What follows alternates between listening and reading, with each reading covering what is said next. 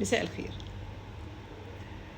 ليا ناس اصحابي بيقضوا اجازتهم نازلين اجازه من دول عربيه، دوله عربيه شقيقه، وعايزين يوثقوا اوراقهم، وقابلوا مشاكل بقالهم 3 اسابيع.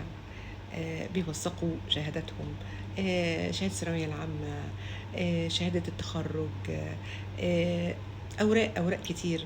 آم، ال ال آم، يعني شهاده الميلاد بتاعتهم عايزه تتجدد.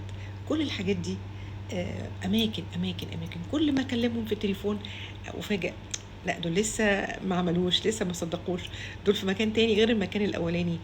طب هي ليه ما تجتمعش كل الاماكن في حته واحده؟ يعني وزاره التربيه والتعليم، ليه انا اودي أو اودي الناس ده؟ حتى انا لما جيت اوثق حاجات لبنتي عشان شهاده الثانويه العامه، لازم اروح البريد اعمل حواله بريديه.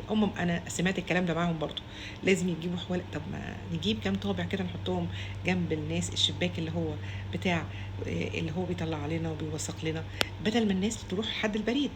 نجيب في ميكنه دلوقتي، مكانات تجيب شهاده الميلاد وتجيب شهاده التخرج وشهاده الجواز، الحاجات القديمه بتجددها في ثواني. ليه ما نحطش في كل مكتب توثيق شهادات كل الميكنة دي؟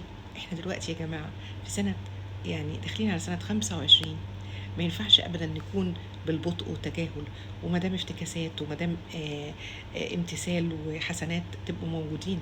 خلاص احنا عايزين هبة ورشا وامل جديد، عايزين صحوة، صحوة تمشي في شهادات التوثيق دي في ثواني.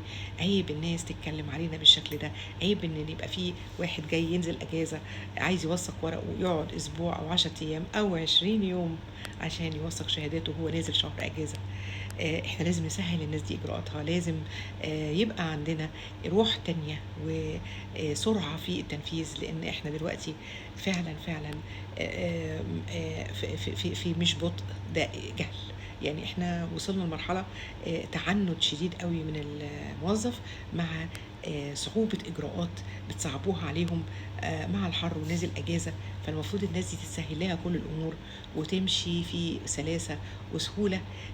وعمار يا مصر، احنا قادرين على كل شيء، وإن شاء الله تبقى في كل مكاتب التوثيق كذا مكنة لل... اللي بيطلعوا شهادة الميلاد وكمان بالنسبة لطوابع البريد، بدل ما نروح البريد يبقى في حد بيبيع طوابع بريد.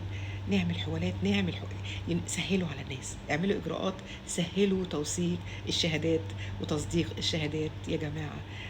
مش عايزين نحكم على وزارة معينة، كل الوزارات لازم يبقى فيه صحوة، ونضيع بقى افتكاسات وابتسامات ونخليها أمل وفرح وابتسامات. السلام عليكم.